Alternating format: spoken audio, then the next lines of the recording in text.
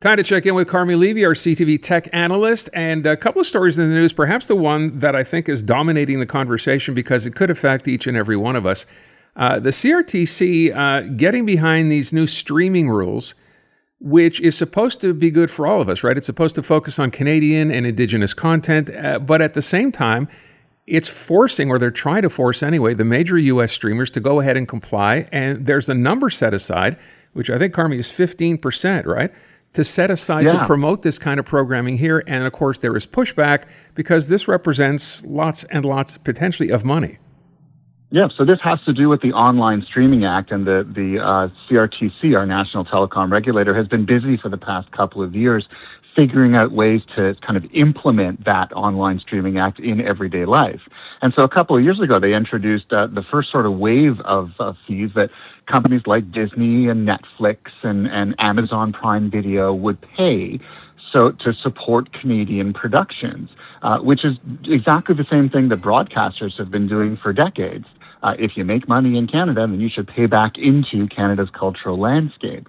And so they started with 5% 2 years ago. And of course, immediately the industry, they all sued the federal government. Those cases are still working their way through the courts. Now the CRTC comes along and triples that amount to 15%. At a time when, of course, we know that we're engaged in a trade war with the U.S., and they're kind of ticked off about all those irritants and annoyances that Canadians are throwing into the mix. And so it's one of those you got to read the room moments. I don't think anyone disagrees. We need to fund Canadian entertainment, Canadian content. We want to see Canadian shows. We want to hear Canadian artists, and we want there to be opportunities for writers and actors and producers and directors to do their thing here in Canada. But at the same time, you sort of have to understand all of this takes place within a political context. Probably not going to be a good thing for the negotiations that are about to take place around CUSMA, around our trade deal with the U.S. I would imagine they're not very happy about this right about now. Carmi, does this run the risk of these, streamers simply saying, because they're giant companies, you know what? No, we're not going to play, so you lose all your service here? There certainly is the potential for that, but I think there's just too much money to be made from Canadians for them to completely abandon the Canadian market. So I don't think Netflix is going to disappear from north of the border anytime soon, but it certainly could maybe incentivize them to do less in Canada. In other words, maybe we'll have less content when we do sign up for Netflix. Maybe we won't have the same movies and shows that they do in the U.S. Our menu of options will be less because they won't want to put as much money into the Canadian market. So and of course, even if this 15% fee does go forward, we're deluding ourselves into thinking that we're not going to end up paying that they're not going to turn around and raise our rates to cover that increased cost of doing business in Canada. So it's not going to disappear anytime soon, but it is probably going to cost us more. All right, I want to move on to this other story, which seems to be nothing new. The claim that excessive social media, quote, negatively impacts well-being. Hey, another one piling on. How many times have we heard this? Oh, I don't have enough fingers to count, Aaron. And this one though is interesting. It comes from Oxford University. It's called the World Happiness Report.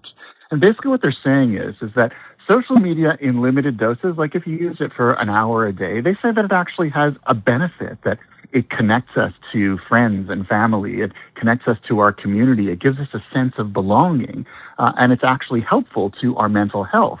But if we start using it without limit, in other words, we doom scroll all day, every day, and all night, that in many cases it can be as bad, if not worse, than something like cigarettes or drugs or alcohol, that it is just as bad as these other vices that we've been vilifying for years. And so they're saying we've really got to be careful here to kind of recognize that we have to put social media use in a box. It applies to all ages, but they're particularly concerned about people who are under 25. They're saying their research shows that the perception of well-being in the U.S., Canada, Australia, and the U.S.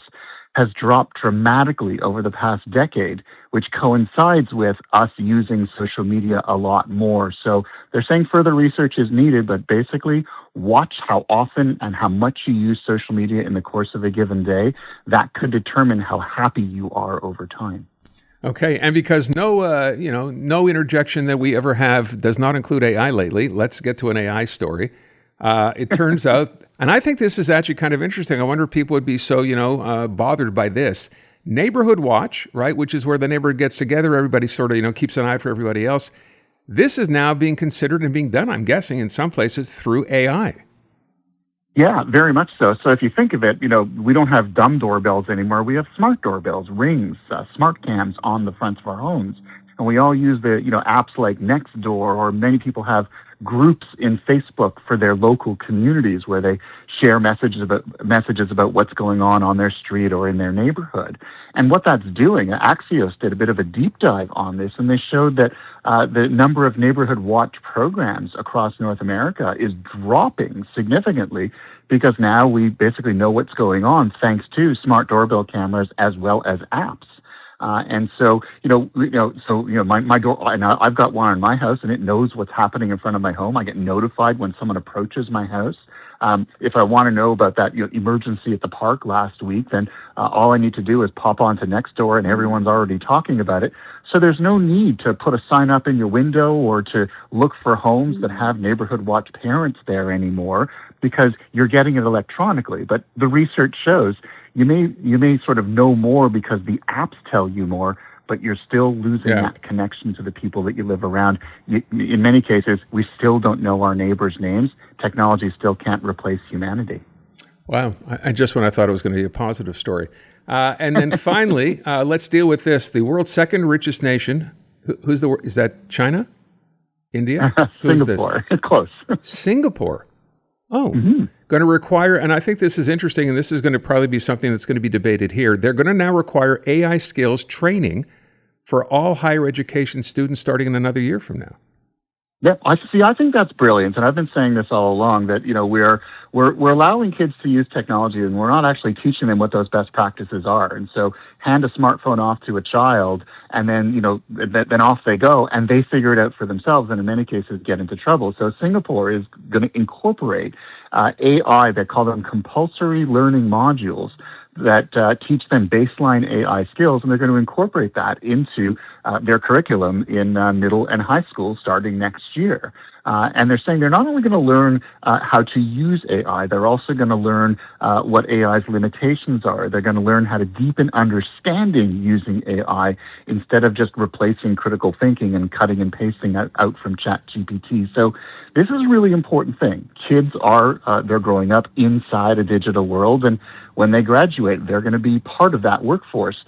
Schools have to prepare them for that. And I think it's a brilliant move. I think every country should be looking at this going, how should we be updating our curriculum so that our kids are more technologically savvy?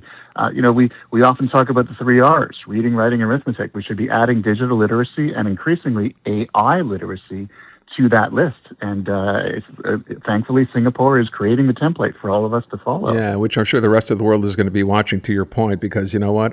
Much as you may not like AI, learning how this stuff works is probably a good skill to have. Let's just say that, right? Yeah, it's not going anywhere. Right. We're not going to be stuffing AI back in the bottle, so we owe it to our kids to teach them from the earliest possible age the ins and outs of not only how to use it, but also how to incorporate it into day-to-day life. Finland also has digital literacy for kids in school from the age of 3. And I think that's also a brilliant example for the rest of us to follow.